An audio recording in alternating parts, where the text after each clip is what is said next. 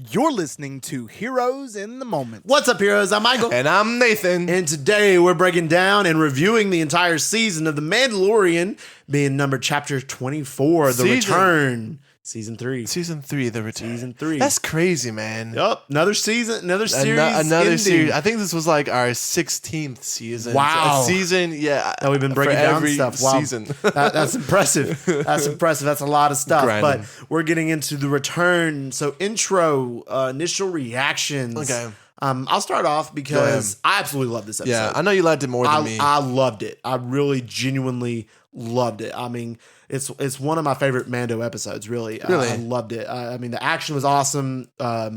It was a feel-good episode, more than I thought it would be. Yeah. Which I was kind of glad about. I'm glad they didn't kill off Mando. Yeah. And then, there was some elements of, things that I wish would have gone better. But at the same time, I really, really enjoyed it. What'd you think?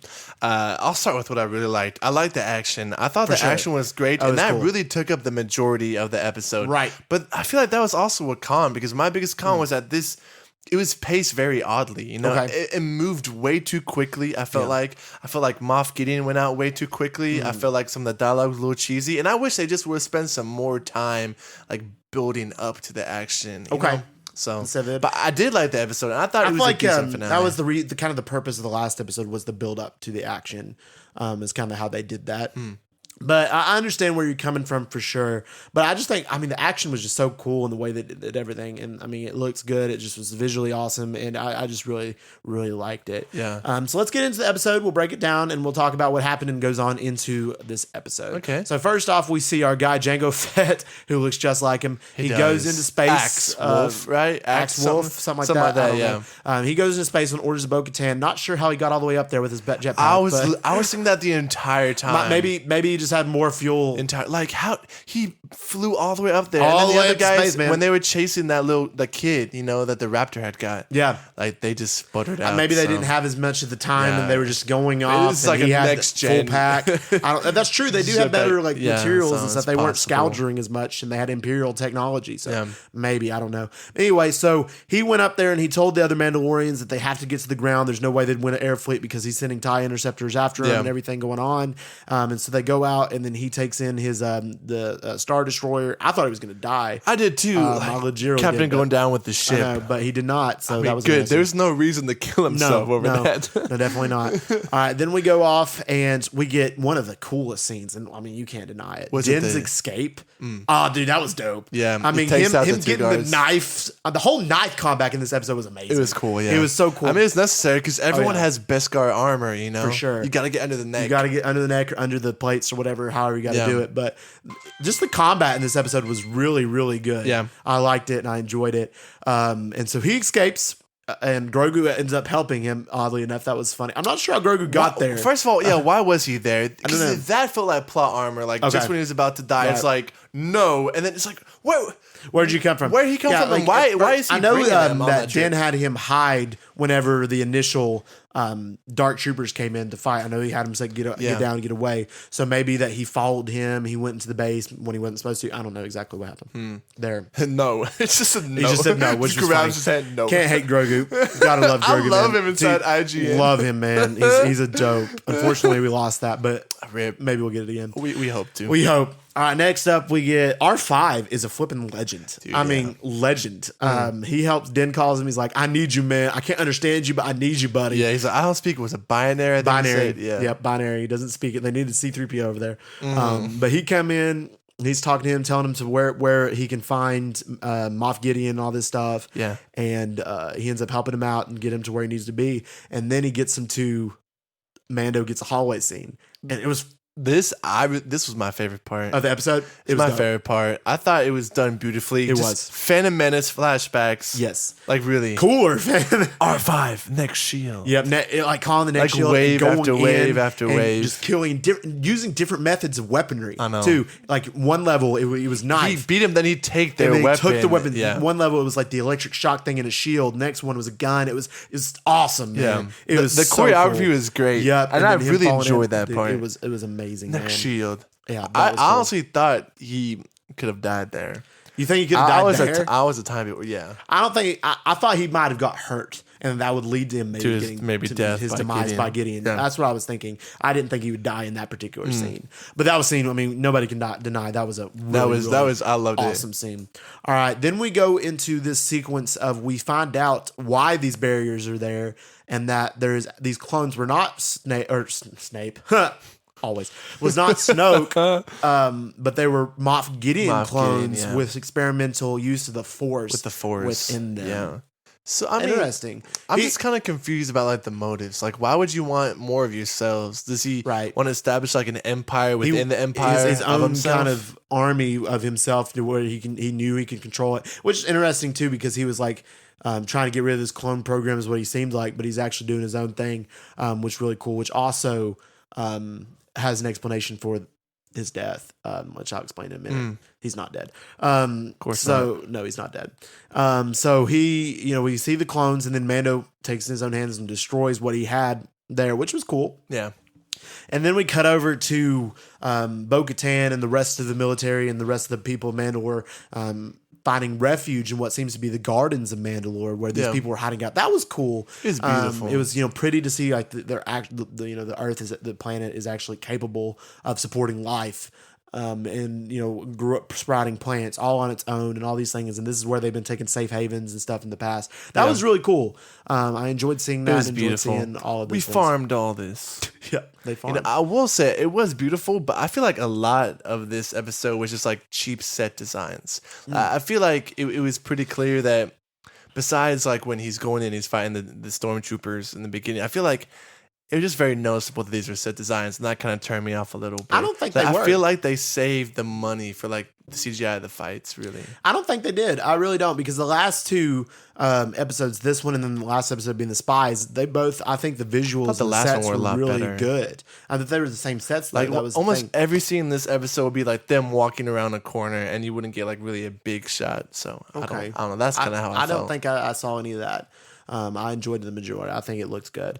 So next part is Mandalorians are going to battle with Bo-Katan at the forefront, Darksaber in the front. That was cool. She was like freaking just like slashing dudes in the air. That was cool. She pulls out like she's leading this army. I was wanting like a side shot of them like coming together, but we didn't get that. I was like, that would have been cool. Like her leading with the Darksaber and them coming up. I thought that would have been awesome. Like, if you like the stormtroopers, why are you flying up to meet them? Like you gotta like going Just why don't you down just stay is a down lot and more blast. powerful than coming Right. up. Like Just you got blast gravity them. on your Right, side, right. yeah. But they just got freaking mollywop. It was cool, seeing the armor, man. The armor was cool, man. Yeah. She was going down. She had her hammer and she was killing. I was like, okay. I was like, is the armor good? What? I know. Are we wrong? We can't be wrong. No, I mean, maybe she is. I mean, we see that later. I mean, maybe we were wrong. Maybe the armor is actually just a Mandalorian and just trying to help out. Nah, there still has to be something. You think so? They just teased it so hard. They're just but the way she was doing it, though, I know. But like, she could have do it just to preserve, her. That's true. Her That's secrecy. True. I mean, like, no one in the Empire is gonna care about that she killed like 10 dudes. Yeah, that's true. Just 10 regular. Moff does it on the daily basis. He doesn't care. So yeah, and especially like with the whole spies title of the last episode, yeah. There's no way that she was not working for Moff. I don't know. I really do think she becomes Captain Phasma, and maybe that's the focus of next season. But I was hoping that would be the focus of this season. Yeah, they're shifting the focus. It seems more like the focus of this season is just to get the planet back, establish Mandalore as a unit. It's back, and then and bring the fourth season will be similar to the first season. Yes, like the one-off, the missions. corruptions and the one-off, and more like season one, kind of thing or deal going on there. All right, then we get Din confronts Moff. He's got his full armor. I like Moff's suit. I just don't like the mechanics it makes. Which was how is it so powerful? I know, strong. Like it was punching like it was kind of like and, robotic. Like maybe it wasn't him controlling robotic. as much. Yeah, because I mean I've never understood like how is Moff getting like trained? Like I'm sure he was trained in the Imperial Academy all the way up. Beast, and built it all up. Oh yeah, just throwing Mando around. But like I said, his suit is obviously and his use of his of the what do you call that thing? His weapon that he used, like the shock, like the shock thing, like the ones that General Grievous's guards used. Yeah. That was cool, and him having crazy that, with and it. him fighting Din, and then Din just getting wiped, unfortunately. Yeah. But then you cut between that and Grogu versus the Praetorian Guards. That was amazing. That was my favorite part of the episode. He's hopping around on the top, just laughing. No, it was awesome because you see him in his IG suit.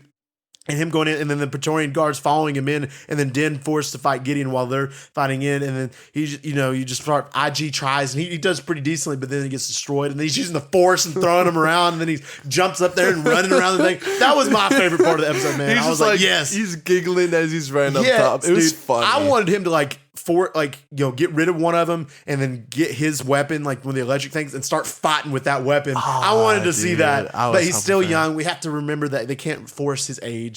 He's still a little youngling at this time. I was very proud of him, though. I was proud of him. Watch him invade his captors. He held up. It was awesome. I wasn't worried that he was in trouble, but when they got split up, I'm like, if they killed Grogu, man, they would kill Grogu. They'd be riots, dude. Legit, legitimate riots. They couldn't kill. They Grogu. would go back and rewrite it. Dude, that's why they didn't end up leaving him with Luke, because he'd have to die by Ben. So Dang. They couldn't leave him with Luke then. So then we get Bo-Katan comes in to fight Moff and take his place so that Din could go and help Grogu out, which was a cool piece because that was kind of what the center of what the tension's been building towards is, Bo-Katan, originally made the deal with Moff to give away Mandalore, and this is what it was been building towards. And she confronts him with the Darksaber, and they have a little bit of a tussle there. And then Din goes to help Grogu. And Din ends up fighting off the Praetorian Guards. That was cool. Seeing him beat them down. That was a long fight. It just shows how good they are. The fight you can't deny. This is some of the best fight choreography. They had some of the best, in Star Wars. I liked it. That one and the one Bryce Dallas Howard directed. The Return of the Mandalore, I think. Yes, something like that. Yeah, they had really good. It had great. Really, I enjoyed all the fight scenes. Oh yeah, for sure. I wasn't as much into the flying in the air shooting things, but the 1-on-1, the 1-on-3 battles, was really really cool. Hand to hand was really cool. Yeah, and then we see Bo-Katan's fighting Moff. She's clearly losing, and the Darksaber gets destroyed. This was the part of me that was like, no. I don't understand why they would do that, though. I know. What was the point of destroying it? Just to show, can it be rebuilt? It could be maybe Grogu's. He just grabs it and crushes it. Wasn't that easy the whole time? And my whole thing is he was wanting it, so why did he destroy it? Yeah, he was like, I want give the me the Darksaber and I'll give you a Saber. warrior's death. And wouldn't she die anyway if you're just fighting? Exactly. Just kill her, then take it. But instead, he crushes her hand. What? I don't know. I don't really know the exact. I was the very reason confused by that. I know. Part. Yeah, I was confused, and I was a bit heartbroken there. My only reasoning, I guess, is they just really wanted to keep the lightsabers to Jedi and the Mandalorians with weapons. Yeah. But I mean, the Darksaber is just a cool additional piece. It is. It is. It's unfortunate. That's dumb. That was the most unfortunate. And I will say, I did like their fight, but I really felt like we should have seen. Din really fight Gideon more. Obviously, if she hadn't come in, it was looking like the end for Din. But after the Darksaber was destroyed, it was really cool what we got, though. Yeah. We got the three of them fighting. I mean, that's just unfair, dude. I was hoping for a regular 1v1. Yeah. And they started teaming up on I thought that was awesome because we got the one-on-ones. We got Din Djarin versus him, then Bo-Katan versus him. And he beats both of them. He does, but then the three of them come together, and we had Din, and we had Grogu, and we had Bo-Katan, they come together. Yeah. They were, and Grogu was pushed. I was like, yes. I was like, what? I was wanting him to pull up the thing and I thought it was gonna happen. But yeah, it was brilliant. We saw that was great. The three of them fighting him. I love that part. And then the starship draws in. Jango Fett brings in the starship. He dips. I thought he was just going to die. I was like, what was the point? He dips. I don't understand. I know they wanted to destroy the base, but they had all their people in there. Why did he just drop it straight on it? I don't know. I guess it's just it put everybody not by risk. choice, I guess. I don't know. Well, it wasn't by choice. Yeah, that's right, because he didn't put the ship there. Remember the whatchamacallits brought it down, the interceptor. Right. So he may not have had the choice. It's kind of dumb of them to just angle it downwards right towards their leader. They don't think. They're Imperial. Follow orders. Just lucky they didn't miss. They didn't miss that time. But then we see a really cool thing that Grogu protects Bo and Din from the blast. That was cool. Fire, yeah. I was cheering. I was like, yes, Grogu, man. He's got the Force. He's very good at the Force. He's a Yoda crazy species, with it. He made that little protective Force shield around him. It reminded me of Rebels. It reminded me of Rebels of Kanan protecting him. I've seen that clip. But yeah, I love that scene of Grogu protecting his father and his aunt. And then we see them. They take over. Moff Gideon dies, and this gets to the point of the pod where we're going to talk about: do we think he's actually dead? I don't think he is. Listen, man, if he is dead, it's a complete L ending. Really, portrayed him as such a formidable threat. Yeah. He beats both of them one-on-one, and it took all three of them to beat him. Right. And then he just explodes in the ball of flames. Yeah. I just hate how it went out. He has to be alive. I think he is alive. I think that may have been a clone that they were fighting. I mean, if you notice, like in the previous seasons, he didn't have a mustache. This clone had a mustache. I mean, this guy. He cloned them with a mustache. I don't know exactly. Maybe it was him. Maybe a clone survived. I don't know the exact replica. But I think it'd be kind of cool to see that like one of his clones did survive and it's a Force user. That'd be kind of crazy. See how that works out in the future of the show. But yeah. But I mean, I just hope he's alive, man. Yeah, I mean, I do too. I hope that was the real him, and I hope the clones are dead, and I hope the real him comes back. I just feel like it could Maybe the suit dilute the story a little bit. Like, Okay. well, then anybody in the Empire could be a clone. You know? Yeah, easily. So. Easily, that's true. All right, and then we get them back on Mandalore, and they go back to. We see them go to the living waters. Yeah. And right there and then Grogu gets adopted by Din Djarin and Yeah. becomes Din Grogu, His kid. his apprentice. I love this part, yeah, but I really part. felt like it had already happened. Like they had been acting like father and son for so long. It's just it didn't happen until it was official within the but living now it's waters. official. It's official now. It's official. Also, I loved it, but I kind of felt bad for the kid too. Like he's in the middle of his song, whatever, and then it's just like, Right. Grogu wants to do it, and then we Right. don't hear about the kid. Well, the you kid know? finishes. I mean, this is the way he got his moment, and then he brings in Grogu. He's like, I want him to be part of the creed now. Who adopted him? Because his dad died. I don't know. Remember that was Yeah. Vizsla's son. Well, maybe he's I think he's a bit above that level or something like that. Maybe I don't know. But the funny thing is, though, is Grogu's older than Din. that is true. He Yeah, is he's like 50. So that's funny. That is. I mean, maybe he's not. I mean, maybe he's older than we think. But still, it's funny to think about. But still, he's still little. It takes longer to develop everything, and he'll live after Din a lot longer. Yeah. So that's cool. That to would see. be Well, heartbreaking. That would be. But I mean, that's typical father-son relations. He just, Yeah. has to be careful who he chooses to be in a relationship with. All right, so they go back to spit some, Mandalore. spit They have a ceremony. They're all like, "From Mandalore, this is the way." It was that scene was cool. That's cool. They're all There's beating a their ton armor. of them in there. There was a I didn't lot. even know They all there's that blended many. together. That was. I just hope they don't feud again. Like Civil War. It's another Civil War, purge again. It's like Bo-Katan's like, I can't do anything. I quit. guys? I quit. We just came together. Yeah.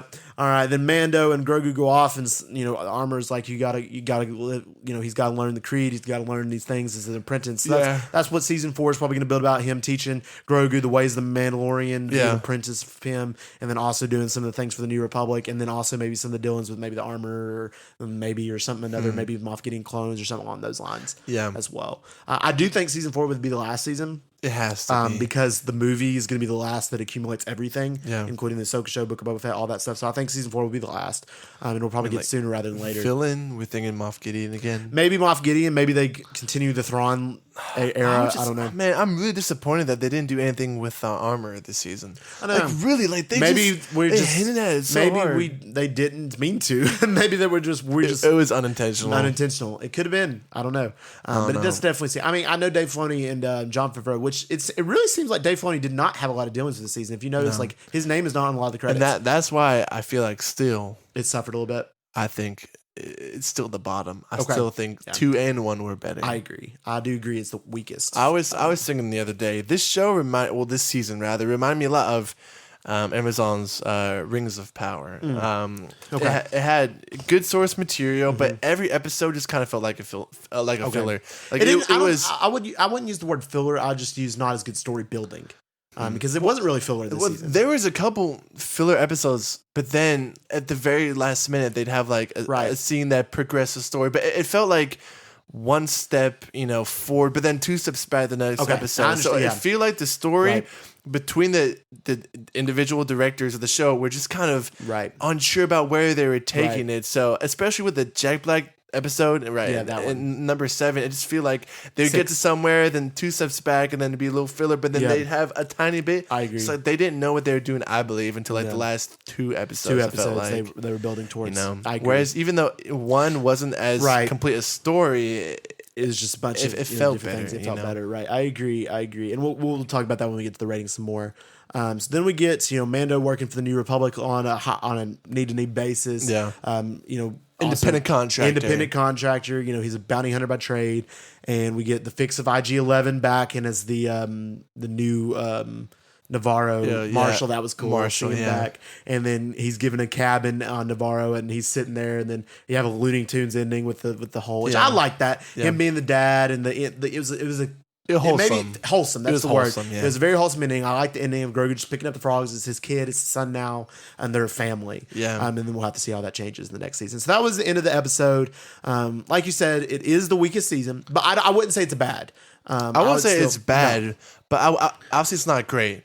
Okay, I'd say it's good. Yes, it was good. I mean, it had some good episodes. I mean, the worst episode was obviously the Jack Black episode 6. I still don't understand why they would go with that. I don't know either, but at that point, that was the worst. But everything else, it still had some really good build. It had some good stuff. It had some good action sequences and things of that nature. And I like the characters in it and the way they did certain things. I like Bo-Katan. I liked how they brought Mandalore together. I wish we would have seen a lot more of Moff Gideon. Yes. I feel like we were robbed. We don't get to see him until episode 7. Episode 7. Episode 7 or 8. Like, I mean, he's alluded to a lot. We were robbed of that, and before that, we didn't really have a villain of the entire show. Right, it was just I agree. It wasn't very concrete. So let's rate it out of 10.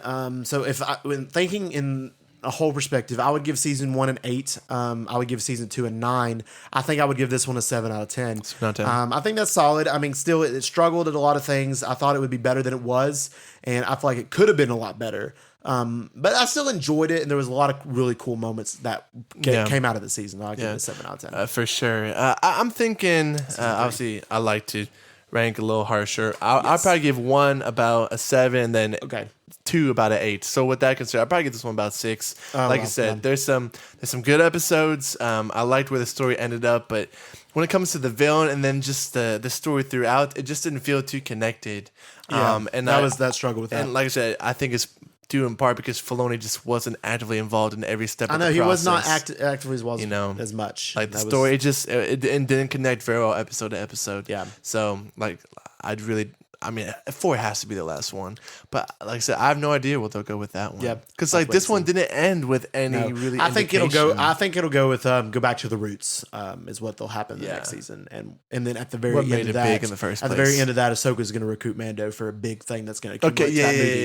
Is what's going to happen. They probably kill Moff Gideon in the end. Yep. Or introduce something Thrawn like or something. Well, they'll like introduce Thrawn before then. My Thrawn theory did not pay off, which I really thought it would, because I thought with the return, the title, I was like, Thrawn's coming back. Also, we got to talk about that. What was it return? Was the return implying the Mando's coming back to Mandalore? Yeah. Okay. Yeah, that was I'm like, is it about Grogu? No.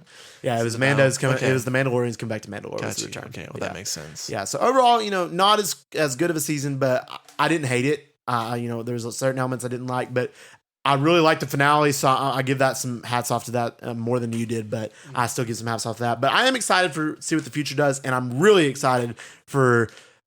This is going to be Dave Filoni's baby, the Ahsoka show, and I think that's going to be great. Yeah. I'm excited for that. All right, guys, if you've enjoyed this episode and this season, let us know by giving us a review and a download. Our podcast, Here's in the Moment, is available on all major podcast platforms, so feel free to check it out. We got a ton of episodes out there, like over 200 or something like that. So go ahead, and if you got time or a long drive coming up, take a listen. If you want to stay up to date with all of our news, our updates, our announcements, check out the Instagram, Here's in the Moment, and our TikTok, Here's in the Moment with an extra T. And we just want to thank you guys for listening. And as always, we love you 3000.